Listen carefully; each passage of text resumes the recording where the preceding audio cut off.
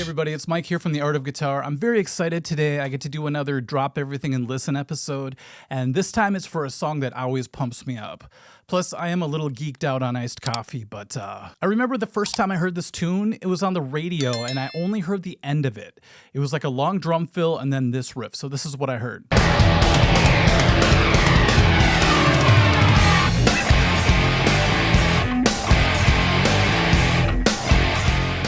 I hadn't even heard the vocals yet, and I knew I was going to love this tune.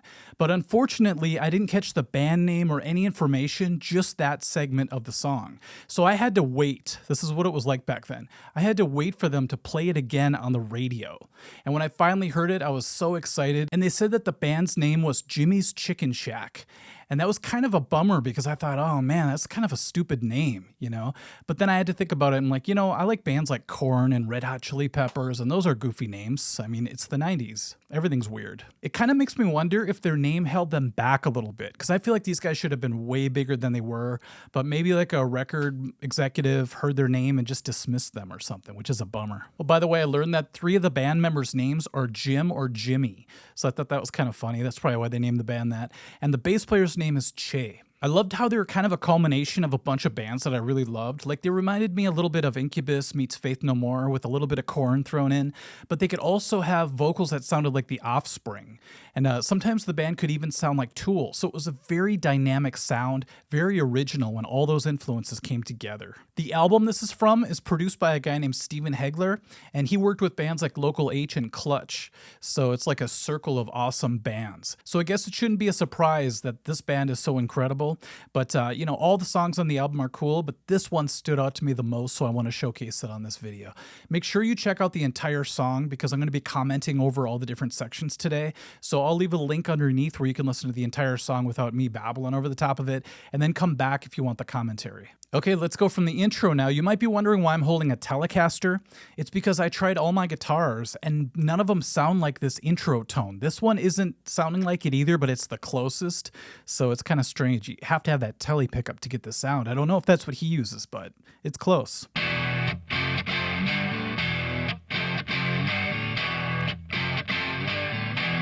Is that a cool sound?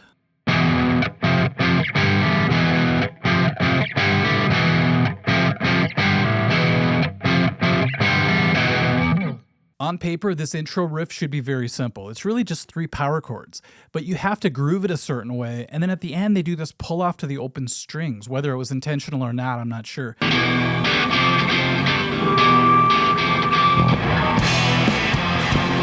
Now check out this next part.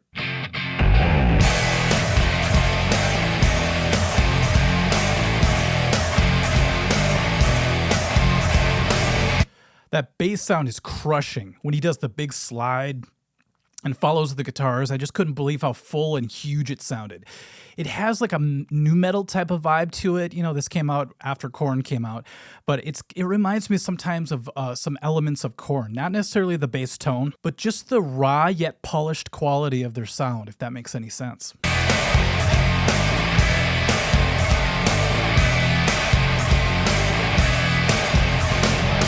Really cool way to change up the riff. After they do it a few times, then they add open strings, so it becomes more of a...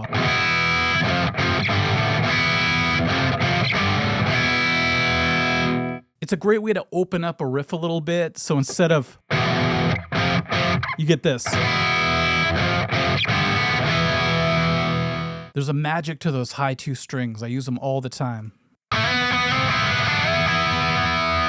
to really fatten up the sound of things. Could you also hear this weird echoey sound happening? It's like this sound effect. I don't know if it's being triggered off the hi-hat, but it's in the background. It kind of fills up the space in a really nice way. So really listen carefully, you could hear that.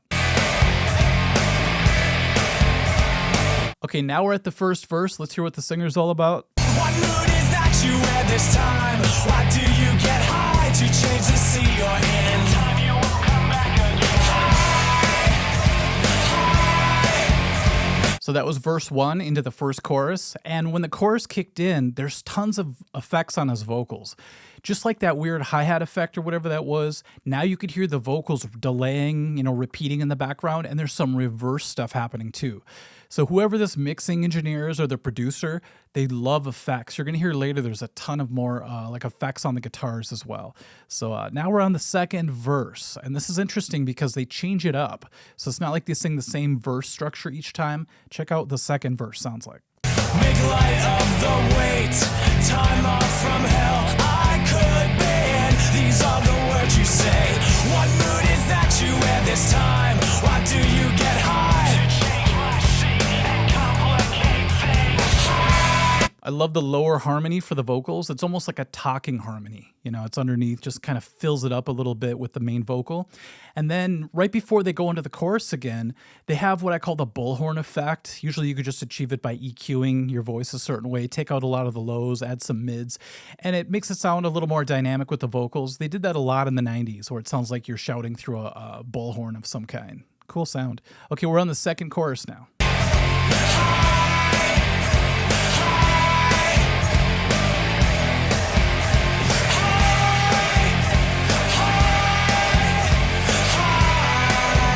Now, this was a special chorus because he finally went, pardon the pun, high when he says hi. So it's a cool way to break it up. You know, in the world we live in now with music, it seems like there's a lot of cutting and pasting. A lot of that's Pro Tools, where it's really easy just to like put a song structure together just by cutting and pasting things. But this song, every part seems a little bit different. After I bought the CD, I showed my friend the song, and it was so funny because she thought he was saying hi as an H-I, like hello. And I thought how funny that changes the feel of the song in my mind if you picture him saying hi as in hi versus what it really is, which is hi. We're on to this little build-up that they do before the first little solo, and let's see what you think.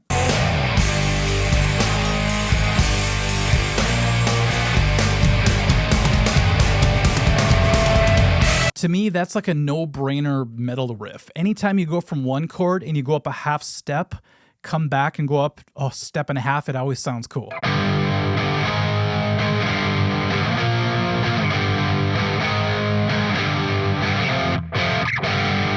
So if you're ever writing a metal tune and you're lost, you're not sure what to do, just use that trick. Half step and then go up a minor third or a step and a half.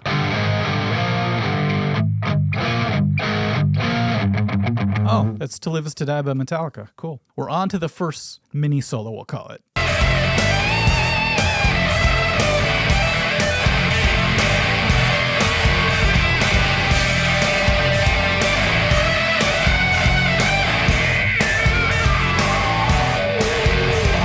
The first time I heard this guy's solos, I thought they sounded like a mix between Pearl Jam solos and Kirk Hammett. They're very pentatonic based. There's a lot of cool patterns going on, and it fills the music in a really cool way. You could hear them adding some effects as well. Like at the very end of the solo, it goes to that bullhorn effect, but for the guitar. So I'm not sure if they just EQ'd it different, but it has this really strange synthetic sound as it kind of goes out into the next verse. Speaking of the next verse, we have another different kind of verse. What does it take to get you high? What will it take to get me high? What does it take to get us high? Whatever it takes to get you high. Speaking of Korn, were you getting a lot of Jonathan Davis vibes on that part? You know, I could just picture him, you know, with his dreadlocks. By the way, this singer has crazy dreadlocks too, but except they're blonde, so it's a little bit different. Looks cool on stage. Anytime someone's headbanging with dreadlocks, it looks sweet to me. So that part just sounds so corny, if you will, to me, in a good way. And don't miss out on the bass line, you know, if you're listening to the vocals. The bass guitarist is doing some sweet slapping in key spots during that part. So he's playing along, and all of a sudden you'll hear this really ripping slap line, especially towards the end of this part. Get you high. Okay, so the next part is another breakdown, but it's different than the previous one. Surprise, surprise. Check it out.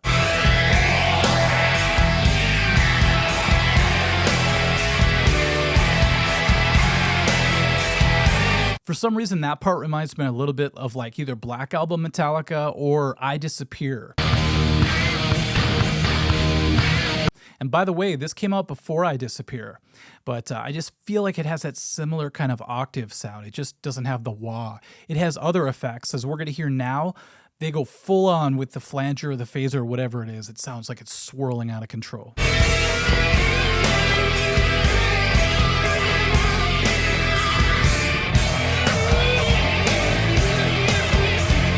You guys still hear that Kirk Hammett influence? I'm just hearing a lot of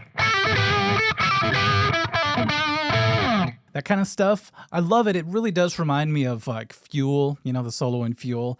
So I'm getting a lot of Metallica influence, which I love. Okay, so now we get to the really huge part of the song, which is my second favorite part.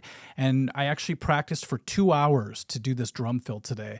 It's a 10-second drum fill, but I'm going to play it after you hear it and show you what it entails because it's pretty crazy.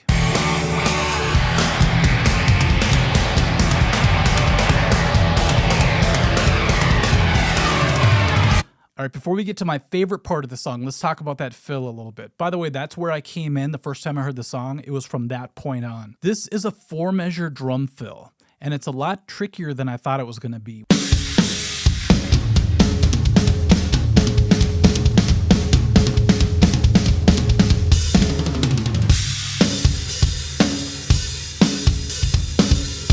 When I broke it down when I was practicing it, I realized it's a lot like a Ringo Starr fill from the song The End. And now we're going to play it in context. So it builds up, there's swirls going on. It's like this hurricane of effects happening. The drum fill is kind of like a train that blasts us out of the hurricane into the main riff again. And the main riff we've already heard a lot in this tune, but for some reason, after all that chaos, going back to it, it sounds new again. It has a new excitement again. So I'll bring it back a little bit so you can hear the whole thing.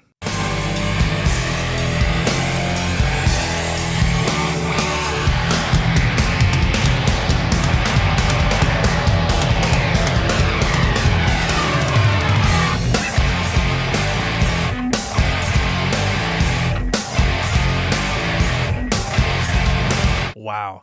I still get chills when I hear that part. After they come out of that fill, they do the riff. It sounds new again. I think what really grabs me about that is the snare hits right as the guitar and the bass are stopping. Right there.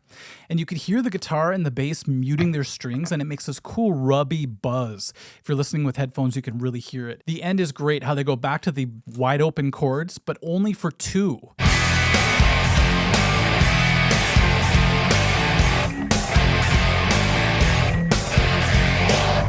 And they all end together on the 4 beat, which is interesting.